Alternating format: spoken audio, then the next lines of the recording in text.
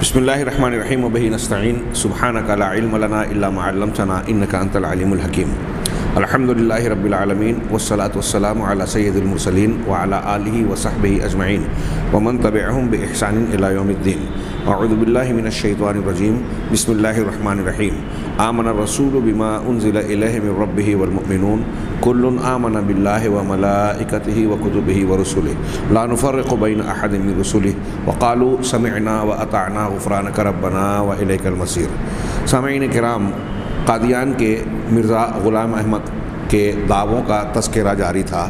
ان دعووں کے آئینے میں بھی اس کا مکر، فریب، جھوٹ اور دجل بالکل صاف اور واضح نظر آتا ہے۔ ہم پڑھ رہے تھے کہ اس کا دعویٰ بتدریج بڑھتا گیا اور سنگین ہوتا گیا۔ چنانچہ ہمارے سامنے جو عبارت ہے، شیخ صفی الرحمن نے عنوان قائم کیا، تمام انبیاء کا مظہر ہونے کا دعویٰ، کہ مرزا صاحب کی شخصیت تمام انبیاء کرام کا مظہر تھی۔ چنانچہ مرزا صاحب اپنی منظوم تحریرات میں فرماتے ہیں، یہاں فارسی کے 2 شعر اور اردو کا 1 شعر نقل کیا۔ پہلا شعر آدمم نیز احمد مختار، یعنی میں آدم اور نیز احمد مختار بھی ہوں، در برم جامع ہما ابرار۔ تو گویا غالباً اس کا معنی یہ ہوگا کہ تمام نیک لوگوں کا کے لباس میں گویا میں ہی ہوں، یا میرے اندر تمام نیک لوگ اپنا لباس ڈالے ہوئے ہیں، جو بھی معنی ہو۔ نمبر 4 یہ 40 در ثمین صفحہ نمبر 287۔ یہ فارسی کا شعر ہے، یہاں آخری الفاظ واضح نہیں ہیں، اس اعتبار سے بھی پڑھنے میں دقت ہوئی۔ منم مسیح زمان و منم کلیم خدا، منم محمد و احمد کے مجتبی باشد، یعنی اپنے آپ کو مسیح زمان اور کلیم خدا کہہ رہا ہے، اور خود محمد اور احمد ہونے کا دعویٰ بھی۔ آگے اردو شعر ہے کہ یہ تریاق القلوب صفحہ نمبر 3 سے یہ دوسرا فارسی شعر۔ آگے در ثمین صفحہ نمبر 100 سے یہ اردو شعر، میں کبھی آدم، کبھی موسیٰ، کبھی یعقوب ہوں۔ مرزا صاحب اردو میں شعر کہہ رہے ہیں کہ میں کبھی آدم، کبھی موسیٰ، کبھی یعقوب ہوں، نیز ابراہیم ہوں، نسلیں ہیں میری بے شمار، نیز ابراہیم ہوں، نسلیں ہیں میری بے شمار۔ یہ در ثمین سے منقول ہے۔ اللہ تبارک و تعالیٰ نے گویا یہاں بھی مرزا کو شعر کی توفیق دی، اور قرآن میں صاف ارشاد ہے، وَمَا عَلَّمْنَاهُ الشِّعْرَ وَمَا يَنبَغِي لَهُ۔ سچے نبی کے بارے میں فرمایا کہ ہم نے انہیں شعر نہیں سکھایا، اور ان کے لائق بھی نہیں ہے کہ وہ شاعری کریں۔ اس سے کہیں بڑھ کر، آگے شیخ صفی الرحمن صاحب کہتے ہیں کہ اس سے کہیں بڑھ چڑھ کر مرزا صاحب اپنی نثری تحریرات میں اس دعوے کا اظہار فرماتے ہیں۔ چنانچہ لکھتے ہیں، عنوان تھا تمام انبیاء کے مظہر ہونے کا دعویٰ، اور اس میں گویا کہہ رہے ہیں کہ میرے اندر تمام انبیاء کا اور نیک لوگوں کا جامہ موجود ہے، لباس موجود ہے۔ جو شعر میں کہا تھا، اب نثر میں سنیے، وہ کہتے ہیں، لکھتے ہیں، خدائے تعالیٰ نے مجھے تمام انبیاء کا مظہر ٹھہرایا ہے، اور تمام نبیوں کے نام میری طرف منسوب کیے ہیں۔ پھر سے، خدائے تعالیٰ نے مجھے تمام انبیاء کا مظہر ٹھہرایا ہے، اور تمام نبیوں کے نام میری طرف منسوب کیے ہیں۔ میں آدم ہوں، میں شیث ہوں، میں نوح ہوں، میں ابراہیم ہوں، میں اسحاق ہوں، میں اسماعیل ہوں، میں یعقوب ہوں، میں یوسف ہوں، میں موسیٰ ہوں، میں داؤد ہوں، میں عیسیٰ ہوں، اور حضرت صلی اللہ علیہ وسلم کے نام کا مظہر اتم ہوں، یعنی ذلی طور پر محمد اور احمد ہوں۔ یہ عبارت حاشیہ حقیقت الوحی صفحہ نمبر 72 سے منقول ہے۔ آپ ملاحظہ فرما رہے ہیں کہ جتنے مشاہیر انبیاء کرام ہیں، اور پھر آخر میں خاتم النبیین جناب محمد رسول اللہ صلی اللہ علیہ وسلم، اپنے تعلق سے ان سب کی شخصیت کا دعویٰ کیا، سب کا جامع اور سب کو اپنے اندر شامل بتا دیا۔ آگے کہ میں نور ہوں، ایک دوسری عبارت، میں نور ہوں، مجدد معمور ہوں، عبد منصور ہوں، مہدی معہود اور مسیح موعود ہوں، مجھے کسی کے ساتھ قیاس مت کرو، اور نہ کسی دوسرے کو میرے ساتھ۔ گویا یہ اب اللہ تعالیٰ کے ہونے کا بھی دعویٰ ہو گیا۔ میں مغز ہوں جس کے ساتھ چھلکا نہیں، اور روح ہوں جس کے ساتھ جسم نہیں، اور سورج ہوں جس کو دھواں چھپا نہیں سکتا، اور ایسا کوئی شخص تلاش کرو جو میری مانند ہو، ہرگز نہیں پاؤ گے۔ میرے بعد کوئی ولی نہیں مگر جو مجھ سے ہو اور میرے عہد پر ہو، اور میں اپنے خدا کی طرف سے تمام قوت و عزت اور برکت کے ساتھ بھیجا گیا ہوں، اور یہ میرا اقدام ایسے منارے پر ہے جس پر ہر ایک بلندی ختم کی گئی ہے۔ یعنی میرا یہ اقدام، میرا یہ قدم جو ہے ایسے بلندی اور منارے پر ہے کہ اس سے اوپر کوئی اونچائی اور بلندی نہیں ہے، ختم ہو چکی ہے۔ بس خدا سے ڈرو اور مجھے پہچانو، اور نافرمانی مت کرو، میرے سوا اور دوسرے مسیح کے لیے میرے زمانے کے بعد قدم رکھنے کی جگہ نہیں۔ آگے کہتا ہے پس جو میری جماعت میں داخل ہو در حقیقت میرے سردار خیر المرسلین محمد صلی اللہ علیہ وسلم کے صحابہ میں داخل ہوا۔ یعنی شیخ صفی الرحمن صاحب نے قوس لگایا کہ یعنی مرزا کے مرید صحابہ کے برابر ہیں۔ مرزا غلام احمد قادیانی کی یہ عبارت جو ہے یہ خطبہ الہامیہ صفحہ 18 19 20 35 158 171 سے منقول ہے۔ ہاں یہ ملاحظہ فرمائیں کتنے بڑے بڑے اور اعلیٰ قسم کے یہ دعوے ہیں، اور اگر ہم ان دعووں کا ہی صرف پوسٹ مارٹم کریں تو اس کی حقیقت بے نقاب ہونے کے لیے، بے نقاب کرنے اور سمجھنے کے لیے کافی ہے۔ میری تو سمجھ ہی میں نہیں آتا، واقعی وہ شخص عقل سے پیدل اور توفیق سے انتہائی محروم ہے جو ایسی شخصیت کو اپنا پیشوا یا مذہبی رہنما اور اپنا مانتا ہے، اس کی نبوت کا قائل ہوتا ہے اور اس کے پیچھے چل رہا ہے۔ ہاں واقعی وہ انتہائی محروم اور بدقسمت لوگ ہیں، توفیق سے محروم ہیں۔ ہم اور آپ یا جو شخص صاحب علم اور صاحب عقل ہوگا وہ اس کی بے عقلی پر روئے گا، اور اس سے زیادہ قابل حیرت بات یہ ہے کہ ایسے جھوٹے دعوے دار انسان سے کے دعووں پر کچھ لوگ جو ہے فریفتہ ہوتے ہیں، دجل و فریب کا شکار ہوتے ہیں۔ اسی سے پتہ چلتا ہے کہ واقعی حقیقت میں ساری توفیق اللہ کے ہاتھ میں ہے۔ جب کوئی اندر سے بدباطن ہو اور اللہ کی توفیق سے اس بنیاد پر محروم ہوتا ہے تو ساری عقل و دانش کی باتیں اس کے لیے بیکار ہوتی ہیں، دلیلیں اس کے لیے سچی دلیلیں قابل قبول نہیں ہوتی، اور جھوٹے دعوے اور فریب کی باتیں جو ہے اس کے لیے فریب جو ہے پرکشش نظر آتے ہیں، اور وہ ایسے لوگوں کو مانتا ہے۔ آگے عنوان قائم کیا شیخ صفی الرحمن صاحب نے، تمام انبیاء سے افضل ہونے کا دعویٰ۔ ابھی تو تمام انبیاء کا مظہر ہونے کا دعویٰ گزرا، اب تمام انبیاء سے افضل ہونے کا دعویٰ۔ میں عبارت پڑھتا ہوں۔ مرزا صاحب کے جو دعوے آپ ملاحظہ فرما چکے ہیں وہ اپنی نوعیت کے لحاظ سے کچھ کم سنگین نہیں ہیں، لیکن موصوف نے دو دعوے ایسے بھی کیے ہیں جو اپنی سنگینی میں انتہا کو پہنچے ہوئے ہیں، بلکہ انتہا سے بھی آگے ہیں۔ ہاں اسی لیے یہ انتہا کو پہنچے ہوئے شیخ صفی الرحمن صاحب کا جملہ ہے، میں نے ایک جملہ لگا دیا۔ ہاں اسی لیے ہم ان دونوں دعووں کو دو الگ الگ اور مستقل عنوان کے تحت ذکر کر رہے ہیں، دو الگ الگ عنوان اور مستقل عنوان کے تحت پیش کر رہے ہیں۔ ایک دعویٰ پہلا کیا ہے کہ بشمول حضرت صلی اللہ علیہ وسلم تمام انبیاء سے افضل ہونے کا ہے، اپنے آپ کو تمام انبیاء سے، جس میں نبی کریم صلی اللہ علیہ وسلم بھی شامل ہے، ان سے زیادہ افضل بتایا۔ ہاں اور دوسرا دعویٰ خدا ہونے کا اور خدائی صفات و کمالات اور قدرت و اختیار کے ساتھ متصف ہونے کا ہے۔ ہاں نبوت اور مخلوقیت والا دعویٰ تو چھوڑیے، خالق کی صفات میں بھی اپنے آپ کو شریک کر لیا، نعوذ باللہ من ذالک، اپنے آپ کو اللہ تعالیٰ کے مقام تک پہنچا دیا۔ ہاں اس دوسرے دعوے کا ذکر آئندہ صفحات میں آ رہا ہے۔ ہاں یہ آگے آئے گا۔ پہلا دعویٰ مرزا صاحب کی تحریرات میں اجمالاً بھی ملتا ہے اور تفصیلاً بھی، لہٰذا دونوں ہی قسم کی تحریریں پیش خدمت ہیں۔ پہلا عنوان کہ تمام انبیاء سے افضل ہونے کا اجمالی دعویٰ، اجمالی یعنی بغیر نام لیے ہوئے اپنے آپ کو تمام انبیاء سے بہتر قرار دیا۔ اس سلسلے میں مرزا صاحب کے ارشادات و فرمودات حسب ذیل ہیں۔ ہاں اب ان کی عبارت، اتانی ما لم یؤت بأحد من العالمین۔ اب بأحدین کے بعد الف بھی ہے، یہاں کتابت کی غلطی ہے یا مرزا صاحب کی عربی کی غلطی ہے پتہ نہیں۔ کہا کہ میرے پاس خدا نے مجھے وہ چیز دی جو کسی کو نہیں دی، اتانی کی بجائے آتانی ہونا چاہیے۔ ہاں مجھے وہ چیز دی جو میرے علاوہ کسی کو نہیں دی۔ ہاں تو یہ حقیقت الوحی صفحہ نمبر 107 سے جو ہے منقول ہے۔ دوسرا، ان قدمی حاضی علی منارت ختم علیہا کل رفعت۔ یہ پیچھے اردو کی عبارت میں یہ جملہ گزرا کہ میرا یہ قدم ایسے منارے پر ہے، اقدام وہاں ترجمہ کیا تھا، میرا یہ قدم ایسے منارے پر ہے جس پر ہر ایک بلندی ختم کی گئی ہے۔ یہ عبارت جو ہے خطبہ الہامیہ صفحہ نمبر 35 پر ہے۔ آگے ایک اور عبارت کہ لا تقیسونی بأحد ولا احدم بی، اس کا بھی پچھلی عبارت میں ایک تذکرہ گزرا ہے. یہ عبارت خطبہ الہامیہ کے صفحہ نمبر 19 سے ہے کہ مجھے کسی کے ساتھ قیاس مت کرو اور نہ کسی دوسرے کو میرے ساتھ. مجھے کسی کے ساتھ قیاس نہ کرو اور نہ کسی دوسرے کو میرے ساتھ.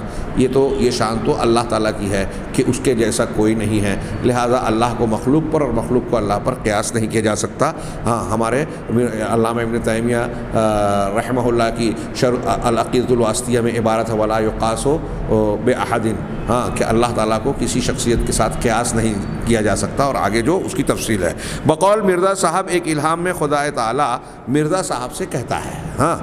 ایک الہام میں اللہ تعالیٰ مرزا سے کہہ رہے ہیں، یہ ان کا دعویٰ ہے. عبارت اس کی ملاحظہ فرمائیں کہ آسمان سے کئی تخت اترے. وہ کہتا ہے کہ آسمان سے کئی تخت اترے پر تیرا تخت سب سے اونچا بچھایا گیا. حقیقت الوحی صفحہ نمبر 89. مرزا صاحب اپنی تعریف اس طرح فرماتے ہیں اور فارسی کے 4 اشعار اس کے نقل کیے. آنچے دادا است ہر نبی را جام داد جام را، یہ فارسی کے اشعار ہیں. میں اسے نہ پڑھتے ہوئے اس کا ترجمہ جو شیخ نے کیا ہے اسے پڑھتا ہوں کہ خدا نے میرے ہزارہا نشان سے میری وہ تائید کی ہے کہ بہت ہی کم نبی گزرے ہیں جن کی یہ تائید کی گئی ہو، لیکن پھر بھی جن کے دلوں پر مہرے ہیں وہ خدا کے نشانوں سے کچھ بھی فائدہ نہیں اٹھاتے. در سمین صفحہ نمبر 287. آگے خدا تعالیٰ نے اس بات کے ثابت کرنے کے لیے کہ میں اس کی طرف سے ہوں اس قدر نشان دکھلائے کہ وہ 1000 نبی پر بھی تقسیم کیے جائیں تو ان کی بھی نبوت ثابت ہو سکتی ہے، پھر بھی وہ لوگ جو انسانوں میں سے شیطان ہیں نہیں مانتے. وہ اسے نہیں مانتے. آگے یہ تتمۃ الوحی، تتمہ حقیقت الوحی. آگے عبارت اس خدا نے میرا دعویٰ ثابت کرنے کے لیے اس قدر معجزات دکھائے ہیں کہ بہت ہی کم نبی ایسے آئے ہیں جنہوں نے اس قدر معجزات دکھائے ہوں، بلکہ سچ تو یہ ہے کہ اس نے اس قدر معجزات کا دریا رواں کر دیا کہ باستثناء ہمارے نبی صلی اللہ علیہ وسلم کے. یہاں شیخ نے حاشیے میں لکھا کہ آگے چل کر ملاحظہ فرمائیں گے کہ مرزا نے یہاں استثناء کیا اور دوسری جگہوں پر یہ استثناء بھی ختم کر دیا. یعنی اس کو اتنے معجزات ملے، معجزات کا دریا رواں کیا کہ باستثناء ہمارے نبی صلی اللہ علیہ وسلم کے باقی تمام انبیاء علیہ السلام میں ان کا ثبوت اس کثرت کے ساتھ قطعی اور یقینی طور پر محال ہے. تتمہ حقیقت الوحی صفحہ نمبر 136. یعنی اس عبارت سے یہ ظاہر ہو رہا ہے کہ دیگر انبیاء سے بہت زیادہ اس کو معجزات ملے، صرف محمد صلی اللہ علیہ وسلم کا استثناء ہے، ان کا زیادہ ہے. لیکن آگے چل کے محمد صلی اللہ علیہ وسلم سے بھی زیادہ اپنا بتایا، اور تھوڑا موڑا نہیں، بہت زیادہ آگے آپ پڑھیں گے. کہہ رہے ہیں سدھا نبیوں کی نسبت ہمارے معجزات اور پیش گوئیاں سبقت لے گئیں. سدھا نبیوں کی نسبت ہمارے معجزات اور پیش گوئیاں سبقت لے گئیں. ملاحظہ فرما رہے ہیں. اور یہ حیرت ہوتی ہے کہ مرزا جن معجزات، دعووں اور پیشین گوئیوں کا تذکرہ کر رہا ہے، یہ خود اس کی زندگی میں بار بار غلط ثابت ہوئی، اس کے باوجود اس کی زباں آوری اور منہ زوری جاری رہی اور لوگوں کو بیوقوف بنانے کے الٹی سیدھی تعویلات کے ساتھ سلسلہ دراز رہا. ریویو آف ریلیجن صفحہ نمبر 1 جلد نمبر 1 صفحہ نمبر 393. الاعتصام لاہور 9 دسمبر 1966. اس سے یہ منقول ہے یہ عبارت جو ابھی پیش کی گئی. سدھا نبیوں کی نسبت. آگے مرزا کہتا ہے مرزا صاحب اپنا ایک الہام یہ بیان فرمایا کرتے تھے، یاتی قمر الانبیاء، نبیوں کا چاند، قوس میں یعنی مرزا، نبیوں کا چاند آئے گا. یہ عبارت جو ہے انجام آتم صفحہ نمبر 58، حقیقت الوحی صفحہ نمبر 106 سے منقول ہے. یہاں آپ نے ابھی جو عبارتیں میں نے پیش کی اور پڑھی ہے اس کتاب سے، اس میں آپ دیکھ رہے ہیں کہ مرزا صاحب اپنے معجزات کو دیگر انبیاء کے معجزات سے زیادہ، اپنے معجزات اور پیشین گوئیوں کو سدھا نبیوں سے زیادہ سبقت لے جانے والا بیان کیا، اور اپنے آپ کو انبیاء کا قمر اور چاند قرار دیا. یہ اجمالی دعویٰ ہوا، گویا بین السطور میں اجمالی طور سے وہ کہہ رہے ہیں کہ ان انبیاء سے جن سے ان کے معجزات زیادہ ہیں، ہاں، اور جن انبیاء کے معجزات اور پیشین گوئیوں سے ان کے معجزات اور پیشین گوئیاں سبقت لے جا رہی ہیں، وہ ان سے افضل ہوئے. گویا یہ اجمالی دعویٰ دکھ رہا ہے. اور اپنے آپ کو چاند کہہ رہا ہے، مطلب ستاروں کے مقابلے میں چاند زیادہ بڑا اور روشن دکھائی دیتا ہے. وہ بڑا ہو ستارے یہ الگ بات ہے، لیکن دنیا والوں کے لیے وہ زیادہ دکھائی دیتا ہے. تو گویا یہ دعویٰ کر رہا ہے کہ دوسرے انبیاء گویا اگر ستارے ہیں تو یہ چاند ہے ان کے، گویا یہ بڑا ہے. ہاں، یہ اجمالی دعویٰ ہوا. اب تفصیلی دعویٰ اس عنوان کے تحت شیخ صفی الرحمان صاحب کہتے ہیں کہ مرزا صاحب کی ان تحریرات میں اجمالاً تمام انبیاء سے افضل ہونے کا دعویٰ موجود ہے. تفصیلی طور پر جن انبیاء کا نام لے کر مرزا صاحب نے ان پر اپنی فضیلت کا دعویٰ کیا ہے، ان میں خصوصیت کے ساتھ ہم حبیب خدا سید انبیاء حضرت محمد صلی اللہ علیہ وسلم کی نسبت مرزا صاحب اور ان کی امت کا نقطۂ نظر کسی قدر تفصیل سے پیش کریں گے، کیونکہ آپ پر افضلیت کا دعویٰ کرنے والے کے متعلق اس تلاش و جستجو کی ضرورت ہی نہیں ہے کہ وہ بقیہ کن کن انبیاء کا نام لے کر اپنے آپ کو ان سے افضل قرار دے رہا ہے. تاہم مرزا صاحب کے ایک آدھ ارشادات وہ فرمودات تو سنتے ہی چلیے. ہاں، اگر نبی کریم صلی اللہ علیہ وسلم سے افضلیت کا تذکرہ کر دیا جائے تو باقی کی کوئی ضرورت ہی نہیں رہتی، لیکن پھر بھی بطور مثال کچھ مثالیں، کچھ نمونے پیش کر رہے ہیں. فرماتے ہیں، ہاں، اب یہ عنوان قائم کیا کہ حضرت نوح علیہ السلام سے افضل ہونے کا دعویٰ. اپنے آپ کو حضرت نوح علیہ السلام سے افضل کہا، اولو العزم پیغمبر ہیں، کہ خدائے تعالیٰ میرے لیے اس کثرت سے نشان دکھلا رہا ہے کہ اگر نوح کے زمانے میں وہ نشان دکھلائے جاتے تو وہ لوگ غرق نہ ہوتے. ہاں، یہ تتمہ حقیقت الوحی صفحہ نمبر 137. تو اب یہ نہ صرف نوح علیہ السلام کی شان گھٹا کے اپنی شان بڑا اونچی دکھا رہا ہے، بلکہ اگر غور سے دیکھا جائے تو اس میں اللہ تبارک و تعالیٰ پر بھی اعتراض کر رہا ہے کہ اگر اتنے سارے جو ان کو دیے گئے وہاں دے دیے جاتے تو وہ جو کافر کفر پہ مر گئے وہ ایمان لے آتے اور ڈوبنے سے بچ جاتے. انا للہ و انا الیہ راجعون. آدم علیہ السلام سے افضل ہونے کا دعویٰ. آدم علیہ السلام شیطان سے مات کھا کر، مرزا کہہ رہا ہے، مرزا کی عبارت ہے کہ آدم علیہ السلام شیطان سے مات کھا کر ذلت و رسوائی سے دوچار ہوئے، اور میں شیطان کو شکست دینے کے لیے آخری زمانے میں مسیح موعود کی حیثیت سے پیدا کیا گیا. تو یہ آدم تھے جو شیطان سے مات کھا گئے، اور یہ مرزا ہے جو اس زمانے میں آیا ہے مسیح موعود کی شکل میں شیطان کو شکست دینے کے لیے. ہاں، اپنے جد اعلیٰ کو ہرانے والے کو یہ ہرانے آیا ہے. خطبہ الہامیہ از حاشیہ در حاشیہ نمبر 2 ملخصاً، یہ جو نقل کی گئی ہے عبارت اس کا حوالہ میں نے پڑھا. اگلا دعویٰ حضرت موسیٰ علیہ السلام سے افضل ہونے کا دعویٰ. مرزا کی عبارت ہے کہ وہ نشان جو میری تصدیق کے لیے آئندہ ظاہر ہونے والے ہیں، وہ نشان جو میری تصدیق کے لیے آئندہ ظاہر ہونے والے ہیں، وہ موسیٰ نبی کے نشانوں سے بڑھ کر ہوں گے. ہاں، تتمہ حقیقت الوحی صفحہ نمبر 83. موسیٰ علیہ السلام کو جو معجزات، علامتیں، آیتیں دی گئی، ان نشانات سے بڑھ کر میرے نشانات ہوں گے. تو ظاہر سی بات ہے کہ مرزا یہ کہہ رہا ہے کہ میرا مقام اور میری حیثیت حضرت موسیٰ علیہ السلام سے اونچی ہو گئی. ہاں، اگلا عنوان حضرت یوسف علیہ السلام سے افضل ہونے کا دعویٰ.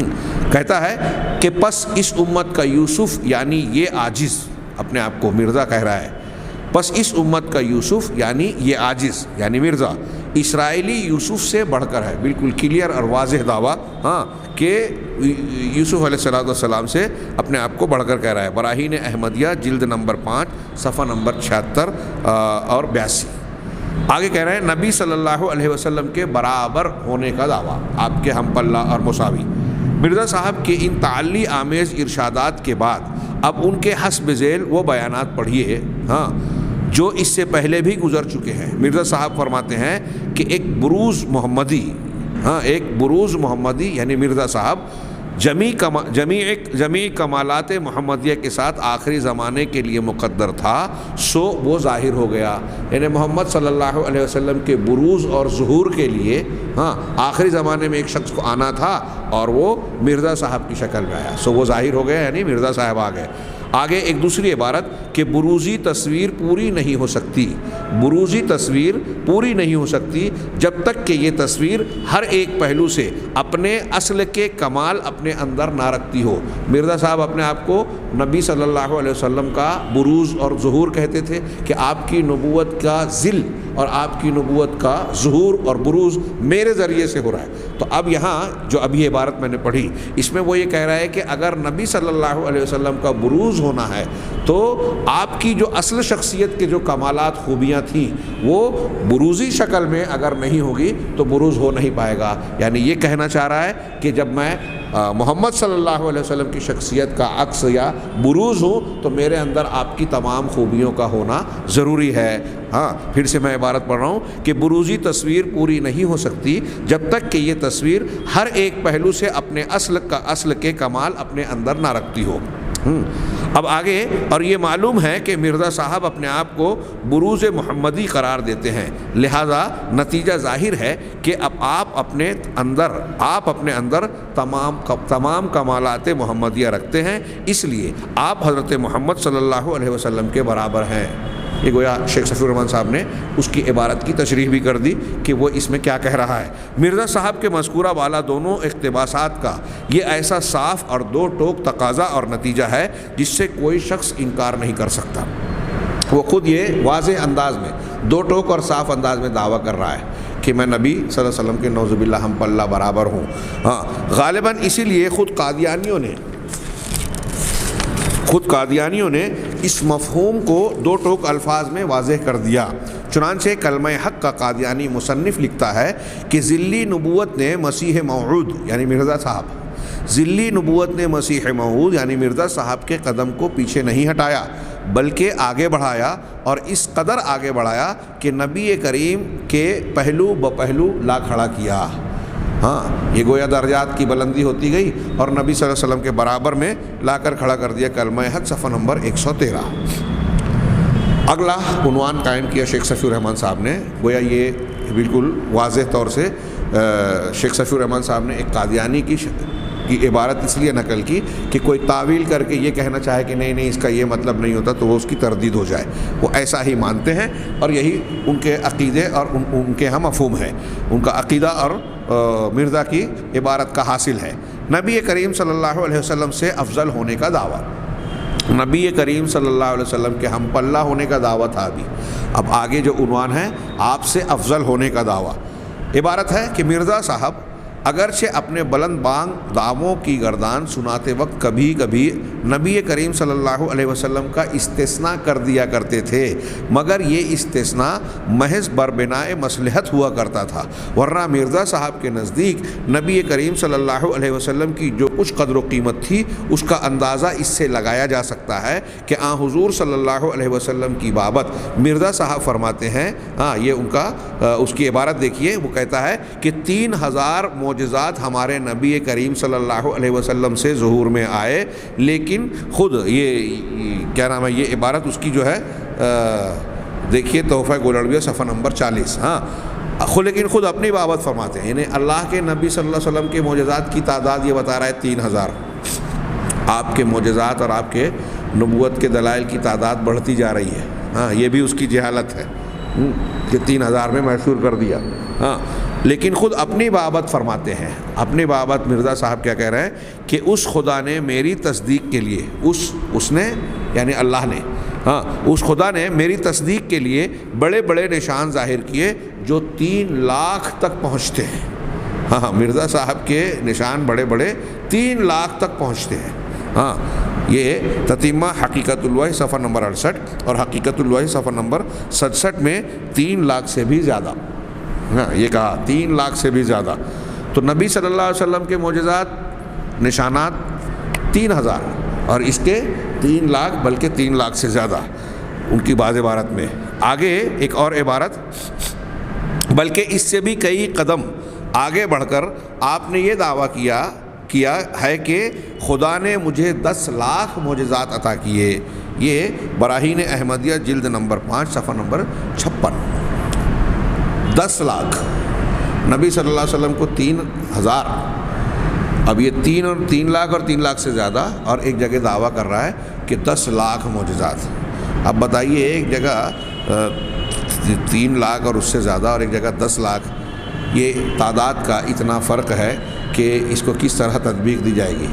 لیکن قادیانی جھوٹی نبوت کو اس کا کوئی جو ہے اس کی کوئی سنجیدہ جو ہے پریشانی ہی نہیں ہے، کیونکہ وہاں چونکہ جھوٹ پر جھوٹ، دروغ پر دروغ بیان کر کے جھوٹے دعوے پیش کر کے لوگوں کو فریب میں مبتلا کرنا ہے، اور جو اس کے فریب سے دھوکہ کھائے گا اس کو دھوکہ دینے والوں کو یا دھوکہ کھانے والے اتنے بے وقوف ہوں گے کہ ان کو ان دعووں میں بھی جھوٹ نظر نہیں آ رہا ہے، تضاد نظر نہیں آ رہا ہے، اور اس کی سنگینی نظر نہیں آ رہی ہے۔ ہاں، ایک طرف جناب محمد رسول اللہ صلی اللہ علیہ وسلم کی نبوت کا مقام ثابت شدہ، ہاں کیسا مقام ہے کہ دیگر تمام انبیاء کرام کے مقابلے میں اللہ تعالیٰ نے آپ کو اونچا مقام عطا فرمایا۔ ہاں، ہمارے عقیدے کے مطابق سب سے افضل انسان، رسولوں میں سب سے اعلیٰ درجے کے رسول جناب محمد رسول اللہ صلی اللہ علیہ وسلم، اور یہ جھوٹا دعوے دار پہلے نیچے سے چلتا ہے اور اس قدر آگے بڑھا کہ جناب محمد رسول اللہ صلی اللہ علیہ وسلم اور پھر آپ سے بھی افضل، اور پھر آگے آپ پڑھیں گے کہ اللہ تعالیٰ سے مل جانے کا بھی دعویٰ کرتا ہے۔ ہاں، ہمیں افسوس ہے کہ ایسے جھوٹے انسان کے بارے میں ہمیں اتنی تفصیلی گفتگو کرنا پڑ رہی ہے، اس لیے کہ ان کا جھوٹ، فریب، دجل آج دنیا میں پھیلایا جا رہا ہے۔ قادیانی مبلغین چھپ چھپا کر اپنے آپ کو مسلمان، عام مسلمانوں کی شکل میں ظاہر کر کے بعض عوام اور سادہ لوح مسلمانوں کے بیچ پہنچتے ہیں اور انہیں مسلمان ظاہر کر کے اس قسم کے زہر اور اس قسم کے جھوٹے دعوے ان کے ذہن و دماغ میں ڈالنے کی کوشش کرتے ہیں۔ ہاں، یہ آج بھی ان کی کوششیں چل رہی ہیں، لہٰذا مبلغین اسلام کو اور اسلام کی سرحدوں کی حفاظت کرنے والے سپاہیوں کو اس قسم کے خطرات سے آگاہ ہونا چاہیے تاکہ وہ ان کا دفاع کریں اور اپنے عام لوگوں پر اس طرح کی نگاہ رکھ سکیں کہ ایسے جال اور ایسے فریب کے وہ شکار نہ ہو سکیں۔ چنانچہ آگے ہم ان کی عبارت کو آگے بڑھاتے ہیں کہ اس طرح ایک اور مقام پر اپنے ساتھ حضرت صلی اللہ علیہ وسلم کا تقابل کرتے ہوئے اپنی افضلیت کا اظہار اس طرح فرمایا ہے کہ لہو خسف القمر المنیر وان لی غسل قمران المشرقان اتنکرو، یہ عربی کا شعر کہہ رہا ہے، اعجاز احمدی صفحہ نمبر 71 شعر میں یہ بیان کر رہا ہے مرزا۔ ہاں، ترجمہ کیا ہے کہ یعنی حضرت صلی اللہ علیہ وسلم کے لیے صرف چاند کے خسوف کا نشان ظاہر ہوا، ہاں چاند کے گہن کا، حضرت صلی اللہ علیہ وسلم کے لیے صرف چاند کے خسوف کا نشان ظاہر ہوا، اور میرے لیے یعنی مرزا صاحب کے لیے چاند اور سورج دونوں تاریک ہو گئے۔ کیا اب بھی تم انکار کرو گے؟ اتنکرو، یہ کہہ رہا ہے کہ اب بھی تم انکار کرو گے، یعنی اپنے آپ کو اس شعر کے ذریعے نبی صلی اللہ علیہ وسلم سے اس طرح افضل بتا رہا ہے کہ آپ کے لیے صرف چاند کو گہن لگا اور اس کے لیے سورج اور چاند دونوں کے دونوں تاریک ہو گئے۔ ایک اور مقام پر اس قسم کا تقابل اور اپنی افضلیت کا اظہار ان الفاظ میں کیا ہے، کہتا ہے کہ اسلام ہلال کی طرح شروع ہوا، اسلام ہلال کی طرح شروع ہوا اور مقدر تھا کہ انجام کار آخر زمانے میں بدر ہو جائے۔ ہاں، مقدر، شاید یہاں ایک واو بڑھ گیا، اسلام ہلال کی طرح شروع ہوا اور مقدور تھا یا مقدر تھا کہ انجام کار آخر زمانے میں بدر ہو جائے خدائے تعالیٰ کے حکم سے۔ پس خدائے تعالیٰ کی حکمت نے چاہا کہ اسلام اس صدی میں بدر کی شکل اختیار کر لے۔ خطبہ الہامیہ صفحہ نمبر 184۔ اب یہ اس عبارت کی کے معنی کو شیخ صفی الرحمن صاحب نے کچھ واضح کیا کہ وہ اسلام کے کو جو ہے ابتدا کو جو ہے ہلال کہہ رہا ہے، چاند جب ایک دم باریک ہو، ہاں کھجور کی پرانی ٹہنی والے کی طرح کالعرجون القدیم، تو ہلال ہوتا ہے، اور بدر کامل جب مکمل ہو جائے تو بدر کامل کب ہو رہا ہے، یعنی نبی کریم صلی اللہ علیہ وسلم اور آپ کے کارناموں کی حیثیت ہلال جیسی ہے، یہ کہنا چاہ رہا ہے کہ چھوٹا چاند جو باریک چاند، ہاں جو کم ضو یعنی کم روشنی والا، ناقص، ادھورا اور کم اثر ہوتا ہے، اور آپ کے مقابل میں مرزا صاحب اور ان کے کارناموں کی حیثیت بدر یعنی 14ویں کے چاند جیسی ہے، جو ہر حیثیت سے کامل ہوتا ہے اور اس کی ضیاء پاشیوں سے پوری دنیا روشن اور تابناک ہو جاتی ہے، نعوذ باللہ من ذالک۔ اب بتائیے کہ اس قسم کے دعووں کا کوئی گزر کسی ذہن و دماغ میں جو عقل و شعور رکھتا ہو سکتا ہے؟ ہاں، نبی کریم صلی اللہ علیہ وسلم کی رسالت، اس کے نتائج اور پوری دنیا میں اس کے اثرات، آپ کے ماننے والے، ہاں آپ کے بعد اور چند سالوں میں مسلمانوں کی ایسی فتوحات جو دنیا کے تمام لوگوں کی عقلوں کو حیرت زدہ کر دے، ایسی کامیابی جس کا نہ صرف مسلمان غیر مسلم اعتراف کرتے ہیں، ان کامیابیوں کو دنیا کی پوری انسانی تاریخ میں نبی کریم صلی اللہ علیہ وسلم کے اس اثرات کو، جس نے تاریخ کا رخ موڑ دیا ہر اعتبار سے، ہاں، ایسی تاریخ انسانی پر اثر انداز ہونے والی دوسری پوری شخصیت ماضی میں بھی نہیں اور مستقبل میں بھی نہیں ہوگی۔ ان کے کارنامے، ان کے اثرات پوری دنیا میں دکھائی دے رہے ہیں، اور مرزا صاحب کا اثر کیا ہے؟ کچھ بیوقوف لوگ اس کے جو کچھ باتوں کو سے دھوکہ کھا کر چوری چھپے دعوت و تبلیغ کا کام کر رہے ہیں۔ محمد صلی اللہ علیہ وسلم کے ماننے والے علیہ الاعلان ہماری طرح دعوت کا کام کرتے ہیں، پوری تاریخ میں نظر آتا ہے، ہاں، لیکن ان کے ماننے والوں اور ان کی اثرات کہاں تک ہیں؟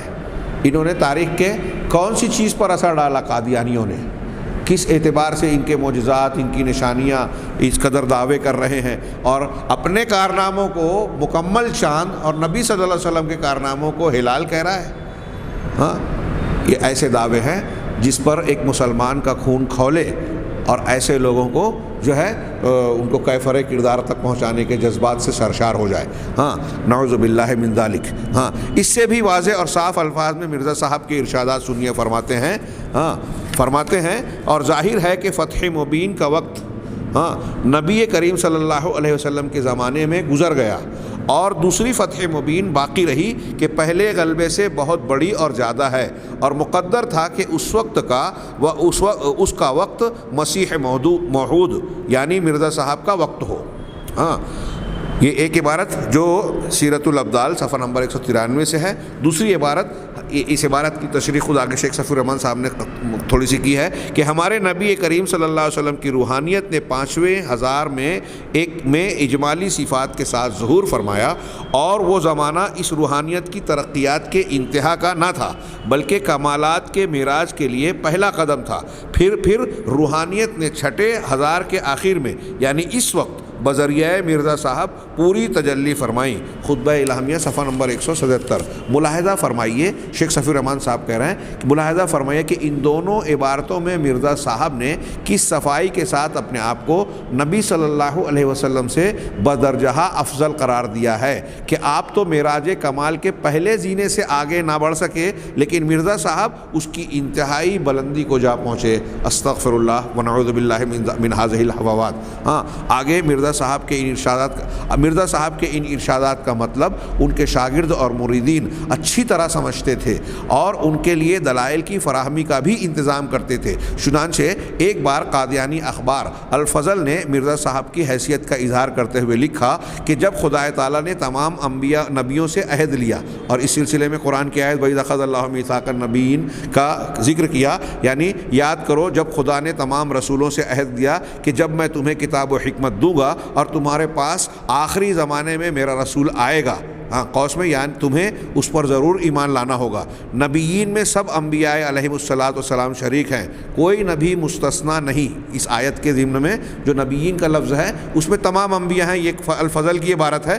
حضرت صلی اللہ علیہ وسلم اس نبیین کے لفظ میں داخل ہیں کہ جب کبھی تم کو کتاب اور حکمت دوں، پھر تمہارے پاس ایک رسول یعنی مرزا غلام احمد آئے، تو اے نبیوں تم ضرور اس پر ایمان لانا اور ہر ایک طرح سے مدد فرض سمجھنا۔ جب تمام، یہ آگے کہہ رہے ہیں دوسری عبارت، جب تمام انبیاء علیہم السلام کو مجملاً حضرت مسیح موعود یعنی مرزا پر ایمان لانا اور اس کی نصرت کرنا فرض ہو تو ہم کون ہیں جو نہ مانیں۔ الفضل قادیان 21 ستمبر 1915۔ ہاں، نتیجہ بالکل واضح ہے۔ شیخ صفی الرحمن صاحب کہتے ہیں کہ نتیجہ بالکل واضح ہے کہ چونکہ اس آیت میں آنے والے رسول سے اشارہ مرزا صاحب کی طرف ہے، اور جن لوگوں سے یہ میثاق لیا گیا ان میں نبی صلی اللہ علیہ وسلم بھی